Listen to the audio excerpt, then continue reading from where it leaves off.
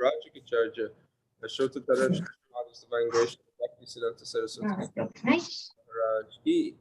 Jai. Koti Vaishnava Vrinda Ki. Jai. Namacharya Srila Haridas Thakur Ki. Jai. Prem Skoho, Shri Krishna, Chaitanya, Prabhu Nityananda, Shri Advaita Gadadhar, Shivasadi, Gaura Bhaktivinoda Ki. Jai. Shri Radha Krishna, Gopa Gopinath, Shamakun, Radha Kun, Giri Govardhan Ki. Jai. Jai. Shri Vrindavan Dham Ki. Jai. Navadvip Mayapur Dham Ki. Jai. Jai. Jagannath Puri Dham Ki. Jai. Jai. Yamuna Mahi Ki. Jai. Bhakti Devi, Tulsi Devi Ki. Jai. Shri Harinam Sankirtan Ki. Jai. Jai. Distribution Ki. Jai. Guruntaraj Srimad Bhagavatam Ki. Jai. Samaveta Bhaktivinoda Jai. Jai. Jai Gaur Premanande. Hari Hari Hari. Hari Bol. All gloriously assembled devotees. Hare Krishna.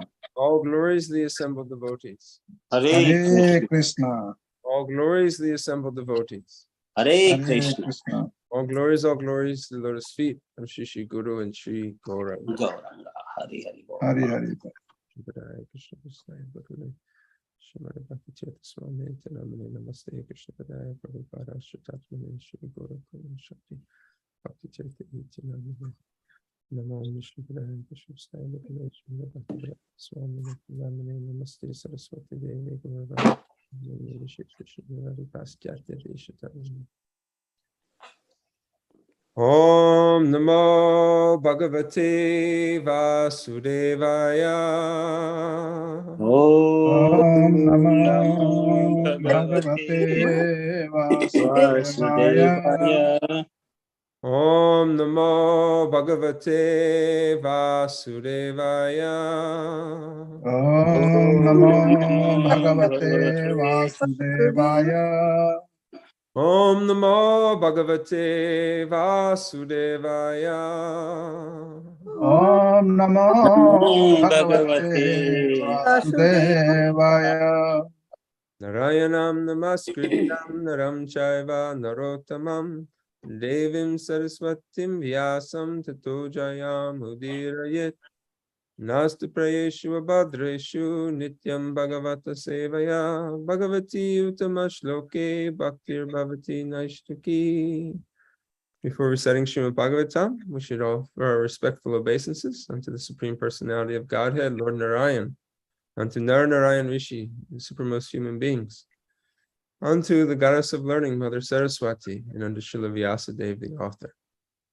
By regular attendance in classes on Srimad Bhagavatam, and rendering service to the pure devotee, all that is troublesome to the heart becomes almost completely destroyed, and loving devotional service to the Supreme Lord becomes established within one's heart as an irrevocable fact.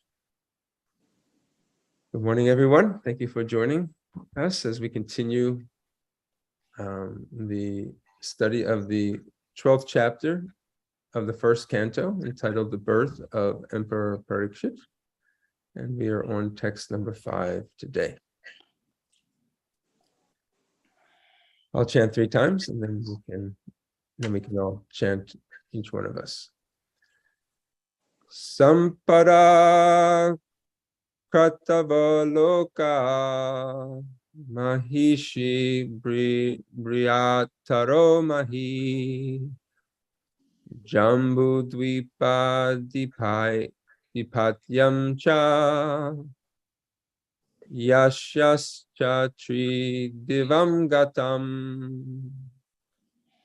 Sampara Pratavaloka Mahishi Briyataro Mahi Jambadvi Patyam Cha Yashyascha Tri Divam Gatam Sampara Pratavaloka Mahishi Brataro Mahi Jambudvipa hi patyam cha yashyascha tri divam gatam. Please chant. Hare Krishna. Sampadah kratavo loka Mahishi bhrataro mahi Jambudvipadhipatyam cha Yashascha tridivam gatam.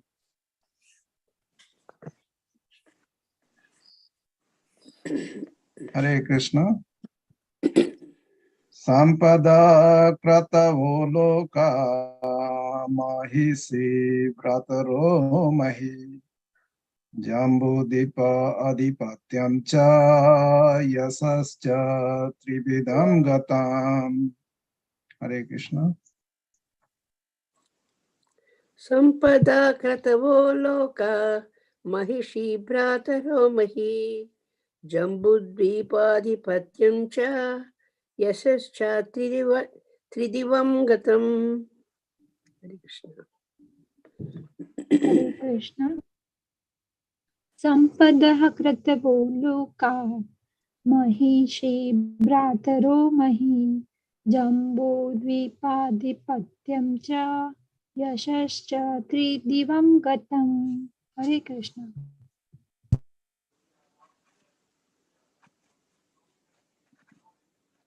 Sampada kratavo loka Mahishi bhrataro mahi Jambudvipad adhipatyam cha Yashascha tridivam gatam.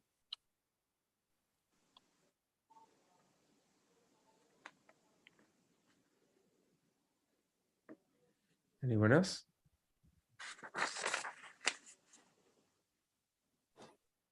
Sampada kratavo loka Mahisi bhrataro mahi Jambudvipadhipatyam cha Yasascha tridivam gatam.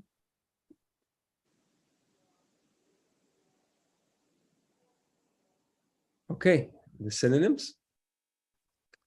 Sampada, opulence. Kratavaha, sacrifices.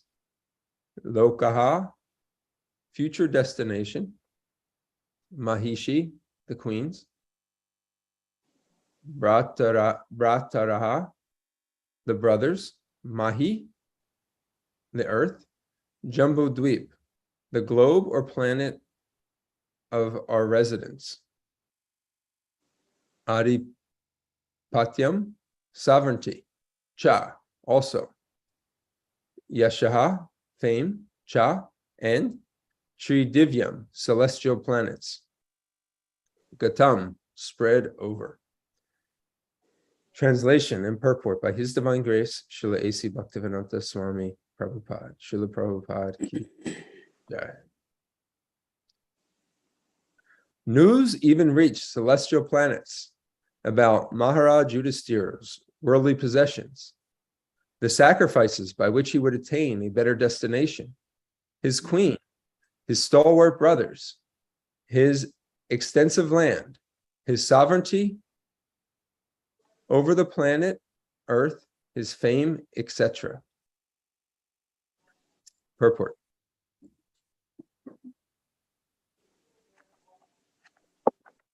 Only a rich and great man's name and fame are known all over the world. And the name and fame of Maharaj Yudhisthira reached the higher planets because of his good administration, worldly possessions, glorious wife Draupadi, the strength of his brothers Bhima and Arjuna, and his solid sovereign power over the world, known as Jambudvip. Here the word lokaha is significant. There are different lokas, or higher planets, scattered all over the sky, material and spiritual. A person can reach them by dint of his work in the present life, as stated in Bhagavad Gita 9:25. No forceful entrance is allowed there. The tiny material scientists and engineers who have discovered vehicles to travel over a few thousand miles in outer space will not be allowed entrance. That is not the way to reach the better planets. One must qualify himself to enter into such happy planets by sacrifice and service. Those who are sinful in every step of life can expect only to be degraded into animal life or to suffer more and more the pangs of material existence. And this is also stated in the Bhagavad Gita 16:19. Maharaj Yudhisthira's good sacrifices and qualifications were so lofty and virtuous that even the residents of the higher celestial planets were already prepared to receive him as one of them.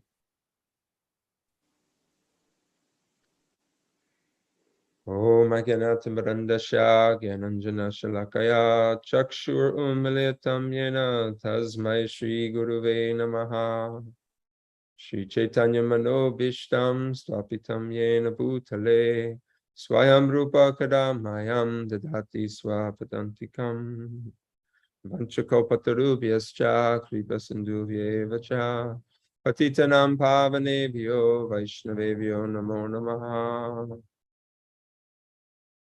Jaya Shri Krishna Chaitanya Prabhu Nityananda Shri Advaita Gadadha Shri Vasadi Gaura Bhaktavinda Hare Krishna Krishna Krishna Hare Hare Hare Rama Rama Rama Hare Hare. I want to go back the previous I'll read the previous verse and then this verse, the translation again today. I can bring it up. Okay, you got it. Because they tie together. This is like a continuation of this verse that we are today talking about Maharaj Yudhisthira. And this was in response from the sages who asked Srila Sutta Goswami to please tell us about the birth and activities, and then finally how Maharaj Yudhisthira came to hear about the Srimad Bhagavatam from Sukadeva Goswami. So they start off, his response starts off with Maharaj Yudhisthira, be the great uncle, the great uncle of Maharaj Parikshit. Of course, we know that there was a generation that was killed off by Drona's son, Ashvatthama, who released the Brahmastra, who came in and cut their heads off and assassinated them. So there was a whole generation gone. So here goes from Maharaj Yudhisthira, and then there was a gap there, and then into Maharaj Parikshit. So he was the great uncle of Parikshit. So it starts off here with Emperor Yudhisthira ministered generously to everyone during his reign. He was exactly like his father. He had no personal ambition and was freed from all sorts of sense gratification because of his continuous service unto the lotus feet of Lord Sri Krishna. And then that continues to today's verse, which says, news even reached the celestial planets about Maharaj Yudhisthira's worldly possessions, the sacrifices by which he would attain a better destination, his queen, his stalwart brothers, his extensive land, his sovereignty over the planet Earth, his fame, etc. So things were so prosperous and things were so glorious that the news became an attraction up in the heavenly planets. And this is quite a feat because in the heavenly planets, this is where living is higher, more prosperity is greater. The modes of goodness are prevalent. So oftentimes what's going on here in this world down on earth, where there's so much conflict and so much fighting, is not so much of interest. People are less intelligent. There's less resources. There's really not a whole lot for the demigods to get excited for here on the Earth planet, especially now with so much trouble that's going on in the world. Srila Prabhupada writes, only a rich and great man's name and fame are known all over the world. And the name and fame of Maharaj Yudhisthira reached the higher planets because of his good administration, worldly possessions, glorious wife Draupadi, strength of his brothers, Bhima and Arjuna, and the sovereign power he had all over the world, known as Jambudvip. We learn that, when Maharaj Yudhisthira took the throne, and this was all by Krishna's divine arrangement, that he became the emperor of the world. And during that time, there was great prosperity and happiness, that the land started to provide so much more resources during his reign. From the ocean came more minerals, and the herbs for healing, became more prominent. And it was just a wonderful time to live. So this became very attractive. You can understand from demigods' perspectives that this doesn't happen very so often. In comparison, what do we see? We also oftentimes see famines that go on, or droughts that go on due to the misuse of resources, fighting amongst one country and the other,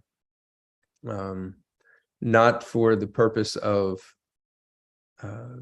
helping someone, but really to manipulate or to acquire another person's property and resources. And this is because one country is looking out for their own welfare, first and foremost, and therefore to acquire another's resources at little means that it can provide for their citizens at the expense of someone else's.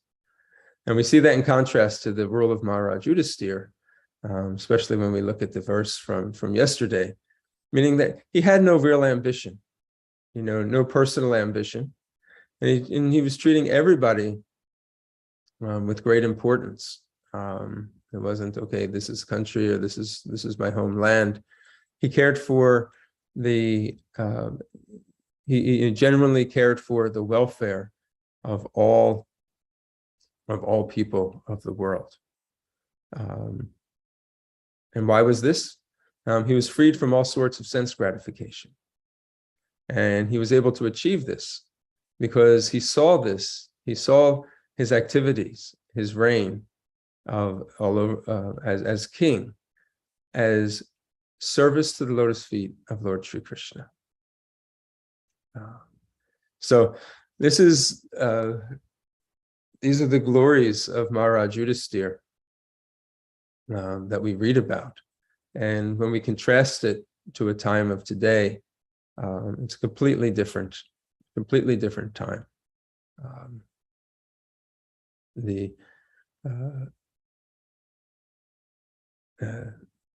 We read about sometimes that, in the songs of the acharyas, when there are times when the demigods would come to the earth. In the Gura Arti song of Srila Bhaktivinoda Thakur, Lord Caitanya is receiving the Artik ceremony. Then the demigods, Lord Brahma comes down to perform the Artik, and demigods like Shiva come, to witness, and are choked up in ecstasy, seeing the beautiful Artik ceremony. And then we also read about how the fame of the spiritual master is spread all over the three worlds. in the Guru Vandanam prayers.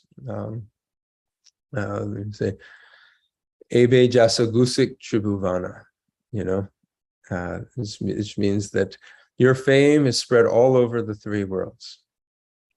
And why? Comparing to the achievements of that we oftentimes get attracted by, the activities of a great devotee, they become attractive, not just within this world. And sometimes people can't see, on this earth planet, the greatness of the activities of a pure devotee. But these are being witnessed and appreciated, admired, and glorified by ones that actually have higher intelligence, higher knowledge, and can see through the strong, dense influences of the passion of passion and ignorance.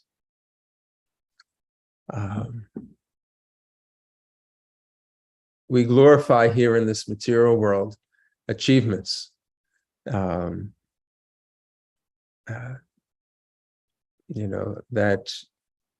don't really elevate and further one's development in Krishna consciousness, spiritual life. They don't help us solve the problems of life, which are ultimately a result of birth, death, old age, and disease. They can't free us from our material desires. When we look at them, somebody may be a great speaker, but what do they speak about? Oftentimes politics. They report the news, which changes every day. This person got shot, this school is closing, this hospital is adding a new section. And they use their talents, to report news, which is always changing, which really doesn't benefit people all that much. They may have some scientific or material intelligence, but oftentimes they use that not necessarily to do things that actually hurt the body instead of enhance the body. Or even if we do things for modern civilization, through technology, it only helps us become more comfortable here on earth, but doesn't necessarily create a situation that helps free us from our suffering condition here on earth. It'll just lend itself to repeated birth and death here on this planet. We hear of famous people, the President of the United States. Everybody knows him across the world. We had Biden and Trump and Barack Obama. Before him, George Bush. Again and again, we can go all the way back. And all these people are known. We're going to teach their names in history class, so we know their names, that they were great people. And they did some, significant activity in leading a country. But there are many countries all over the world. And each of them have their own presidents or leaders. And when you look at what they've done, they may have stabilized an economy, oftentimes by creating deals with other countries, or manipulating the resources, or rationing out different resources to different groups of people. And when we look at it in terms of eternal life, it's really not all so special. We hear of people like Steve Jobs, Bill Gates, Elon Musk, who are entrepreneurs in different ways, creating the computers. And of course, that was a big benefit to society in terms of production. But did they really help people in terms of getting to know the value of life? But these are the people that become famous in this world. Elon Musk, famous for his innovations.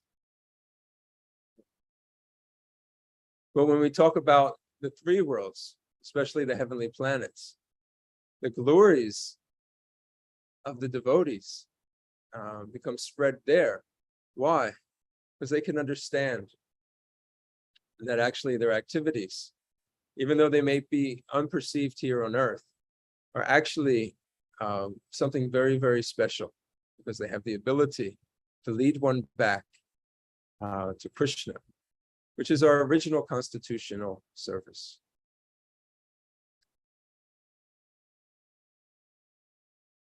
So these activities are being glorified by Maharaj, by Sutta Goswami,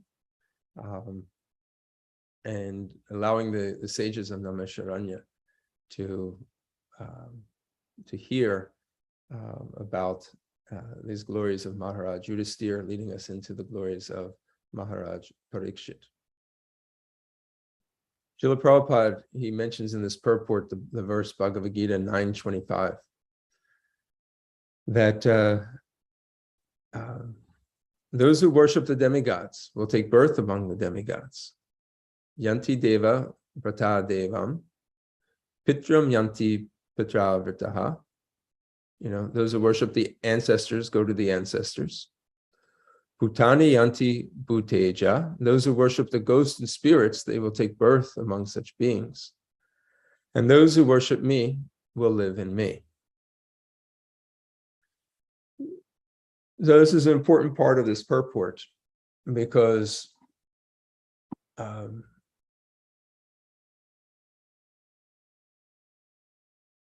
by performing these great activities that Maharaj Yudhisthira had performed, it says the sacrifices by which he would attain a better destination.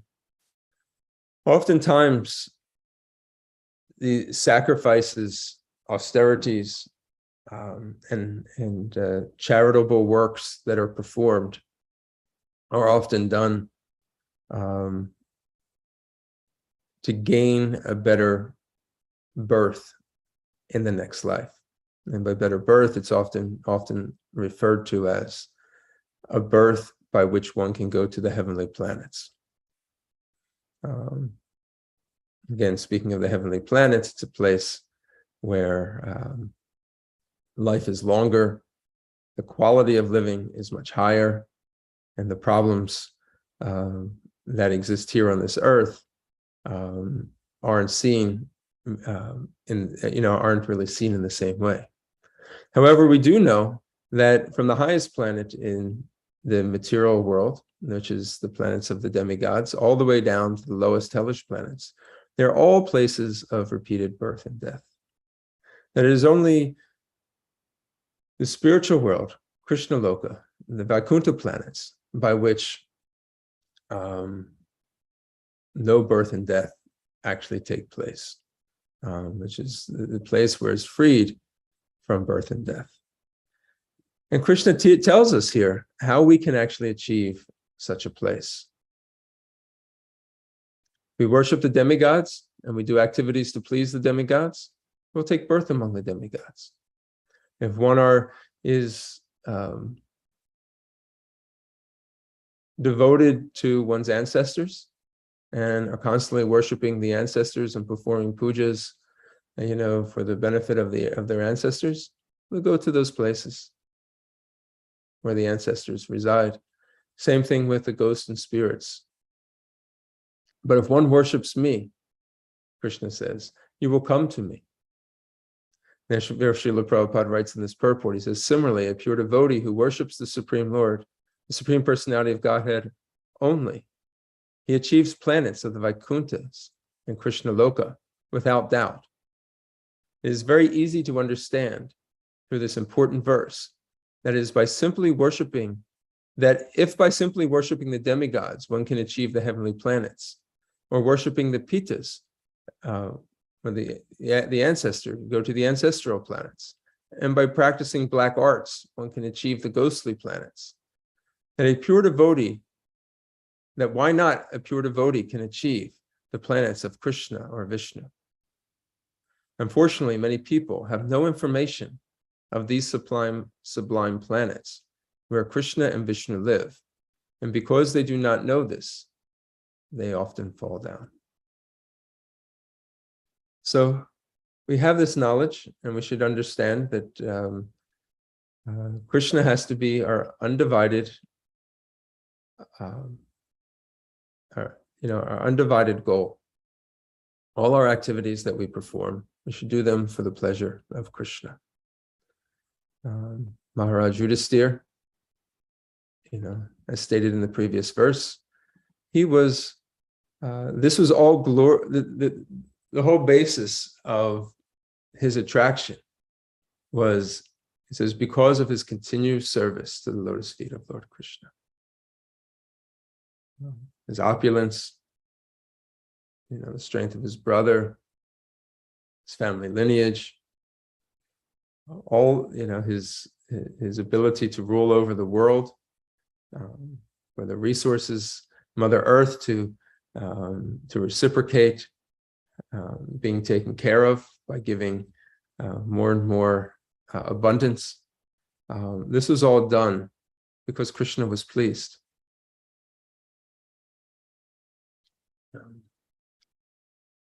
So I wanted to talk for a second with regards to the demigods, because although there were times when the demigods would often come to visit because of the things were happening here on earth, that there was something worthwhile visiting. It should be noted, however, that that in this particular Kali Yuga that we're in this particular age, that actually the demigods, there is something that is attractive. Now, it isn't any of the things I mentioned: the politics, the wars, the famines, the pandemics, the fighting over gold and oil, and creating machinery that so we can fly or drive faster. The buildings that we build. None of these things are impressive to the demigods because they can do it so much better than all of us. However, there is one thing that's here on the earth that is extremely attractive to the demigods, and that is the Sankirtan movement of Lord Sri Caitanya Mahaprabhu. Because the Sankirtan movement is bestowing pure love of Godhead, something that has not been awarded by any other aspect or incarnation of Krishna in the past. That's simply by chanting the Lord's holy names, feasting on Krishna prasadam, dancing while chanting in the streets, giving Krishna consciousness to others, and devoting our lives to the pleasure of Krishna. One can actually serve intimately with Krishna in one's original constitutional position and go back home, back to Godhead at the end of one's life. This is very, very attractive, and this was given to us by Sri Caitanya Mahaprabhu. Therefore, there's several quotes, one from the Narada Purana, and it's stated that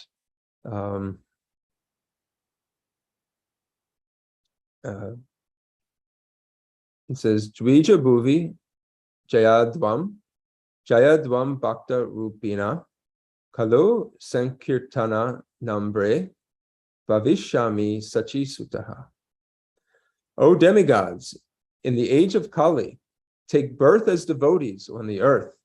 I will appear as a son of Sachi, Kali Yuga, to start the Senkirtan movement. The demigods, they took birth in order to take place under the order of Lord Krishna, to take birth in the Sankirtan movement. And then we hear Srila Prabhupada, this is a conversation in June 9th, 1976. Rameshwara is asking the question. Devotees once told me that you said that demigods like this Sankirtan movement very much, so that they're standing in line, ready to take birth in the Krishna consciousness movement. Srila Prabhupada. Yes, they like to come here on this planet. Just like you are Krishna conscious men, you are very much enthusiastic to go to India. India has no material attraction. But why our men want to go to India in spite of so many difficulties? Similarly, in the higher planet, heavenly planet, there are many so much engrossed with material happiness that there is no facility. But here, there is facility on this earth. So, during this rare time here on earth, where the abundance of Krishna's mercy is present, if we take it in the form of Sri Caitanya Mahaprabhu, freely giving pure love of God in the form of chanting the holy name of Lord Krishna. Hare Krishna, Krishna Krishna, Hare Hare, Hare Rama, Hare Rama, Rama Rama, Hare Hare. That this has become very attractive to the demigods, to the point where they wanted to come and take birth in the family of devotees in order to be able to experience the pure love of Krishna given by Sri Caitanya Mahaprabhu. And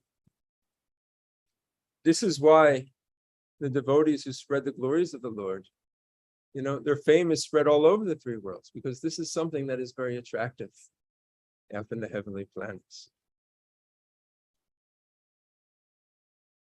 As devotees, we should not become overly impressed,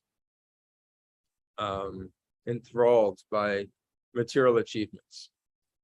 We see them, we see it happens. Things are invented, or maybe there's a great person that may come. But we should not get distracted and like a person who doesn't know better. A person who is in material consciousness always. And they're thinking, oh, this person is very famous, or this is very impressive. We should not become distracted by that. I remember one time many years ago, while he was President Barack Obama, there was an arrangement to be made where His Holiness Radhanath Maharaj, was able to meet Barack Obama. And President Obama and Maharaj, they met, and Maharaj presented him with the Bhagavad Gita as it is. And there was a mixed, you could see the reaction almost mixed among the devotees in the community. Some people were thinking, oh my gosh, Radhanath Maharaj got a chance to meet Barack Obama. Did everybody hear? And then, but really, it was Barack Obama who benefited, not Maharaj that benefited from this meeting, but sometimes we become overly impressed with meeting somebody very famous. But it's really the opposite way around. Is really, we should be thinking, oh my gosh, how fortunate Barack Obama was to be able to meet Radhanath Swami. One can maybe give some facility within this material world. The other can free one from the clutches of the modes of material nature and from repeated birth and death. So we shouldn't get things twisted when we see, material opulence. We can understand that demigods aren't even impressed by this material opulence.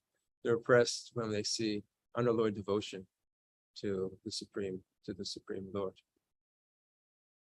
Okay, I'll stop here. See if there's any questions or comments on this topic or today's verse. Hare Krishna.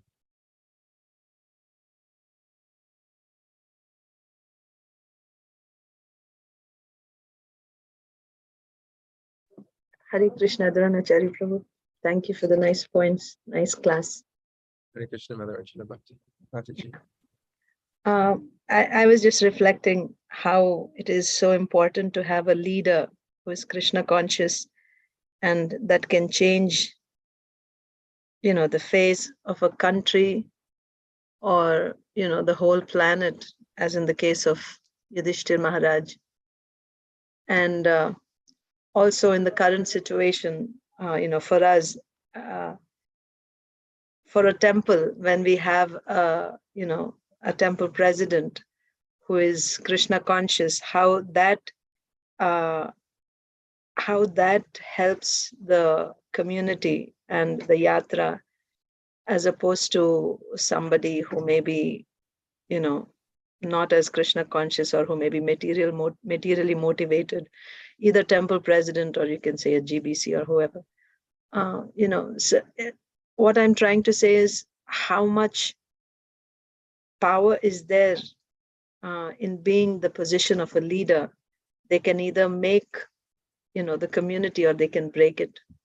It's a big, they have that potential. By seeing Yudhishthir Maharaj's position, I'm just reflecting on that. And I think we are fortunate to have you as our president. And I think you'll lead us all on the path of Krishna consciousness. In any way that's, we're all just the servants, Of course, yeah. doing one service in one way or another way. But they say with leadership, in any form, it's if it is done right, it's only done because of Krishna's empowerment. It is not due to one's academic studies or business knowledge, or you can take all the self-help courses from all these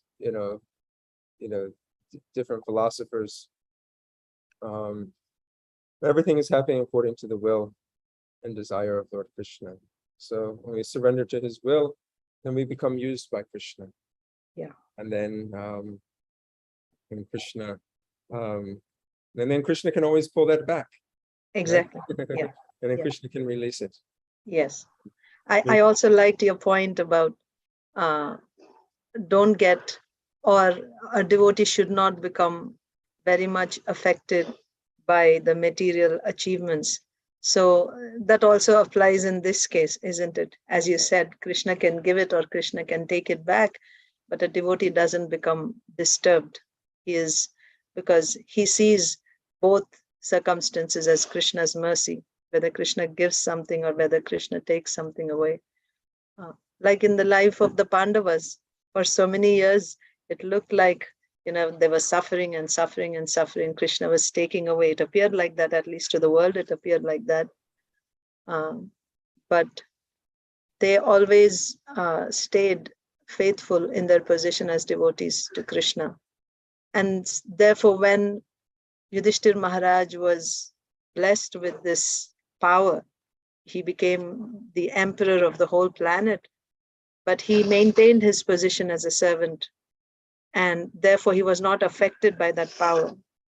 And the result, because he maintained that attitude of a servant of Krishna and he only wanted to please the Lord, the whole planet, everyone was, completely satisfied, and they were paying their taxes in full. And his rule is compared to Lord Ramchandra's rule. Everyone was happy. So, yeah, just some ideas, Prabhuji. Thank you. Yeah, no, it's very nice. But we see that this is a very rare occurrence. We never hear practically any time ever in history where the world was happy, right? Did we ever read that in any of the history books? No, it was always this fight over that fight. And, before World War I, there was another war. There's another war. There's always a war. There was slavery. People taking, people from another country and using them for. But we never hear about a time when there was only peace. I know. The Bible they read, it was like the first day everything was fine, right? And then, Adam and Eve, they ate from the forbidden fruit, and then everything, started happening. So we never read about a time that just actually was where society, the world reigned in a very peaceful and prosperous way in the history that we're taught growing up. So it's a very rare thing, and we can understand why the demigods, were so attracted by this. Yeah. Yes. Thank you. Thank you, Mataji, for your comments. Hare Krishna, Prabhu. I was just thinking, when Charachandra Prabhu gives class, he's always talking about what is it we take away from any class, what is the lesson for us, or what did we learn.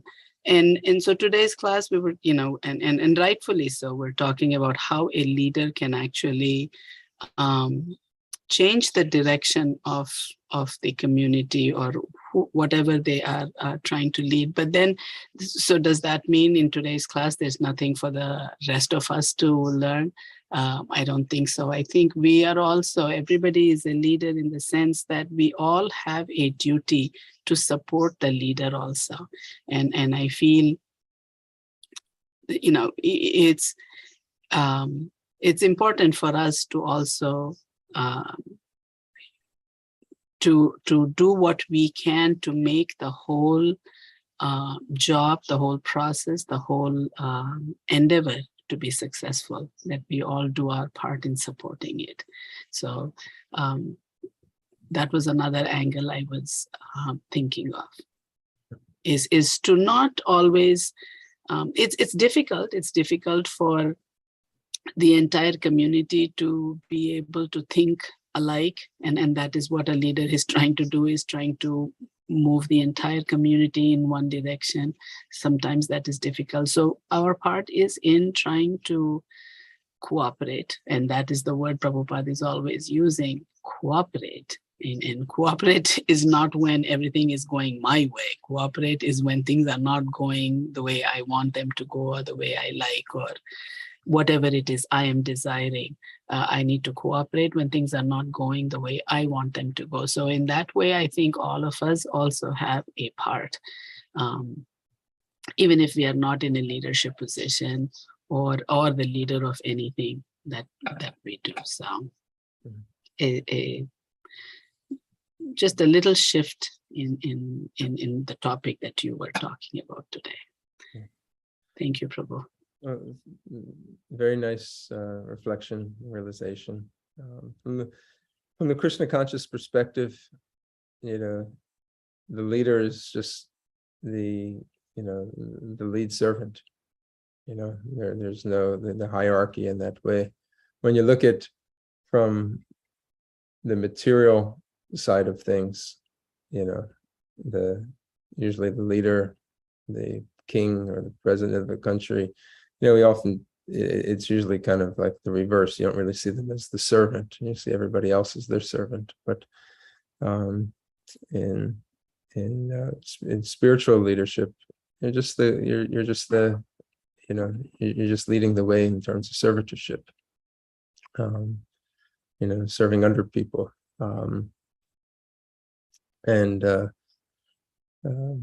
So we're all just servants, and sometimes there's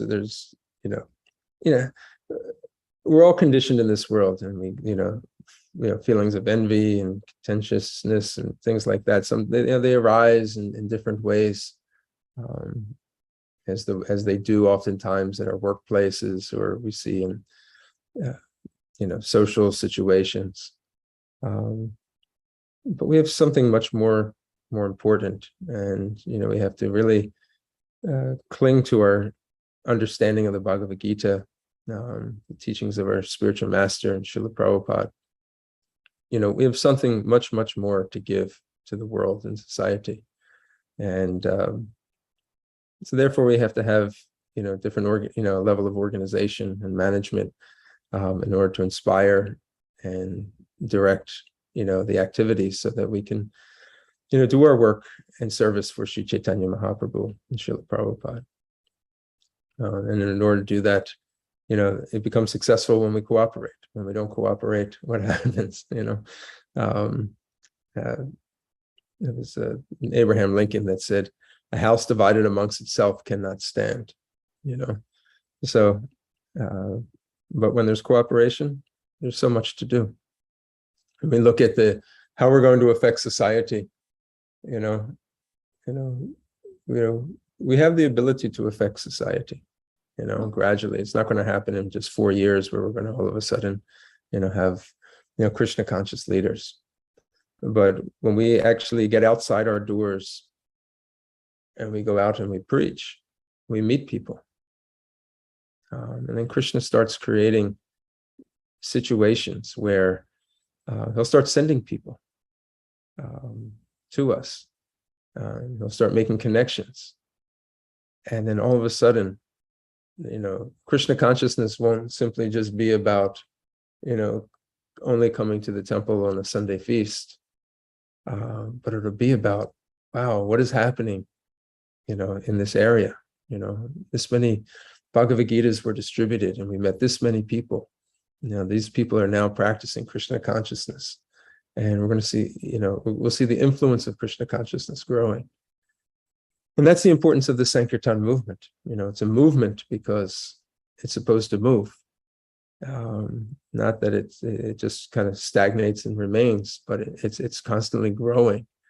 And it's up to, not just it's up to everybody, to try to find creative ways, especially the leadership. But everybody can take part in this because everybody's been given some level of understanding, intelligence, creativity, using our Krishna-given, skills to find ways, innovative ways to be able to introduce Krishna consciousness into the lives of those that don't have it. And that is really needed right now. And then once we see that happening, we'll see that the blossoming of Krishna consciousness going on outside just the walls of our temples and homes of devotees, that it'll start to spread and spread. And in that way, I could see a change in society happening.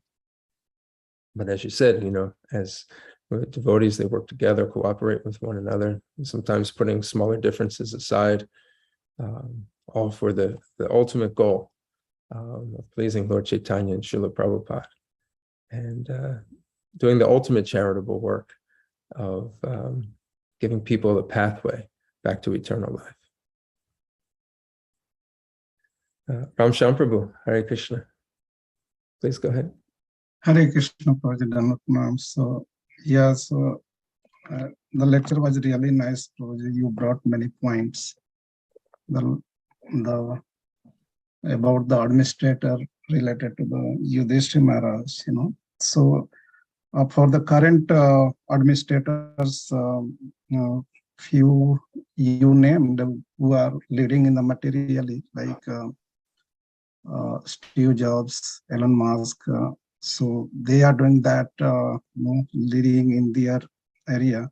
So are they really helping people? Whether they are not helping or they are helping.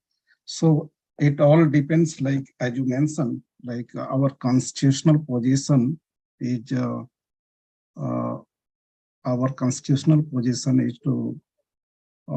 go back to Krishna.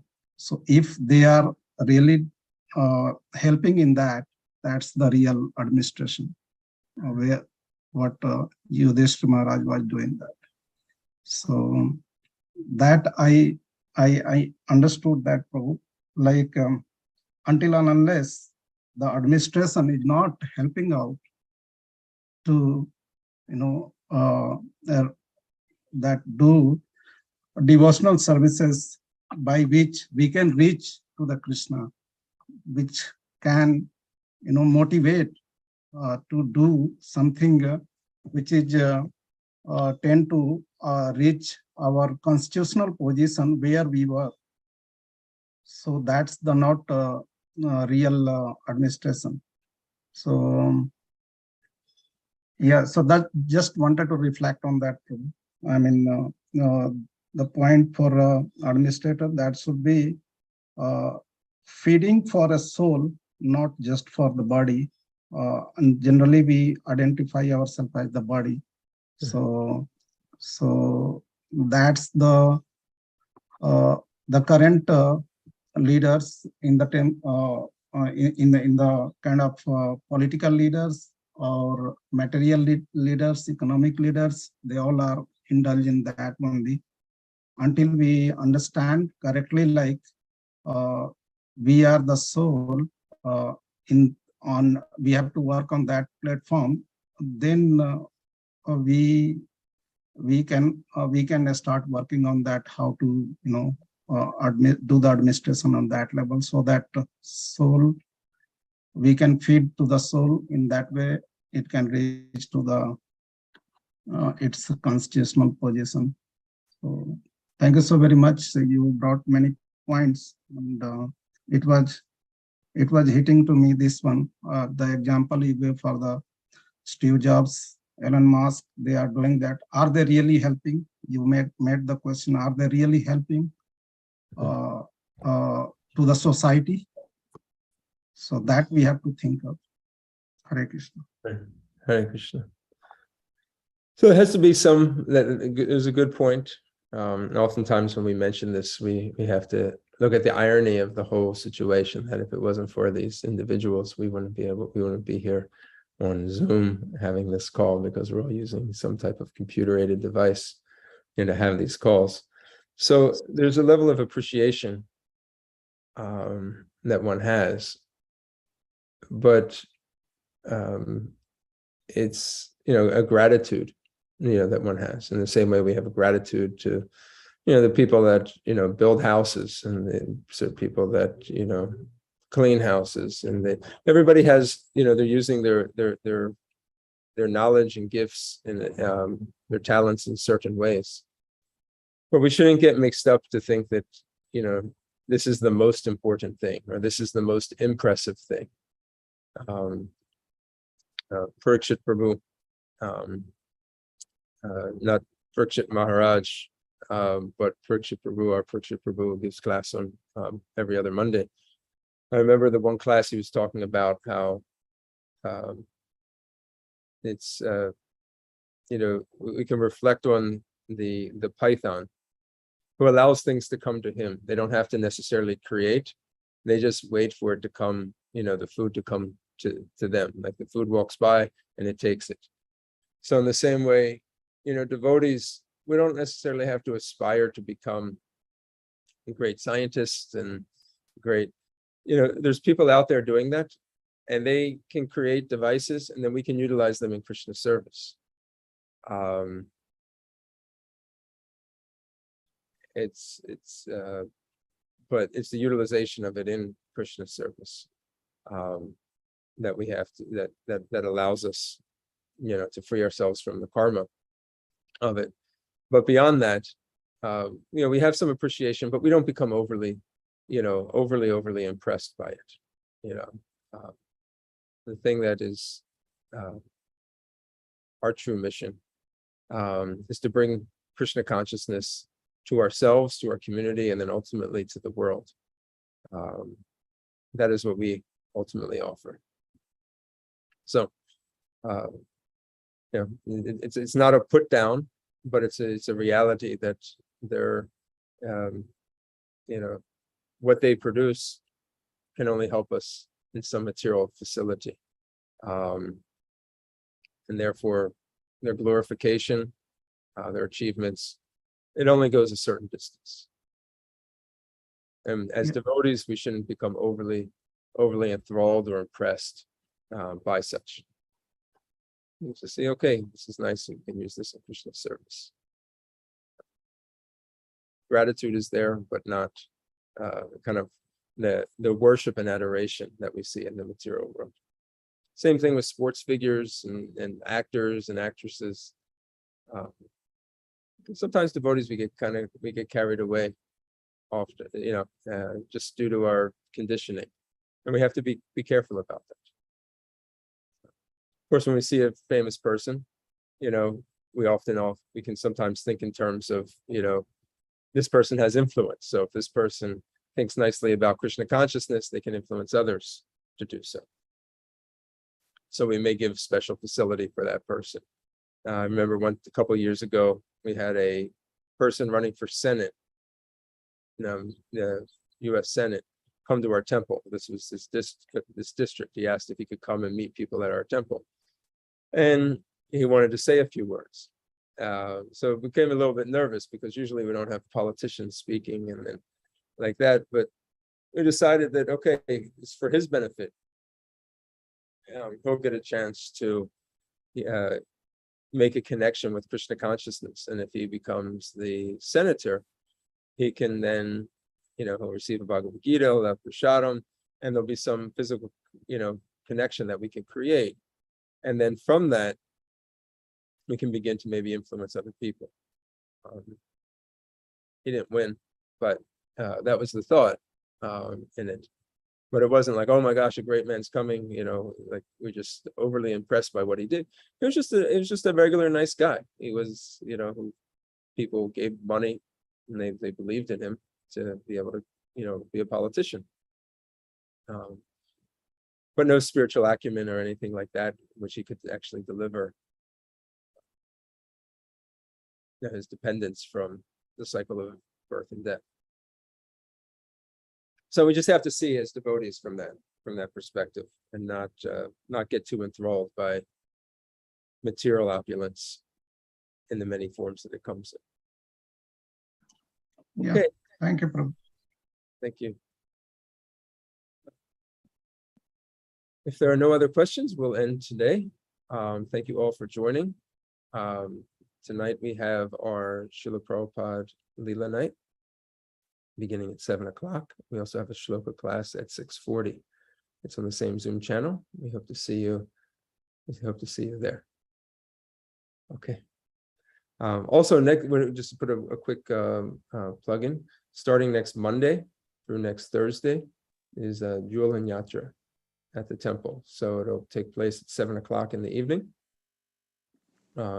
After the artik at 6:30. This is the couple days a year, four, sometimes it's 5 days a year, where everyone gets a chance to swing Radha Krishna. So we'll bring the swing up into the temple room, and we'll have the swing pastime of Shri Radha Krishna in the evening. Okay. All glories to Srila Prabhupada. Grantaraj Srimad Bhagavatam. Ki jai. Yeah, Srila Prabhupada ki jai. Ki jai. Vancha kalpatarubhyasya Patitanam Pavanebhyo Vaishnavebhyo Namo Namaha. Antakoti Vaishnava Bend ki jai. Srila Ki jai. Srila Prabhupada ki jai.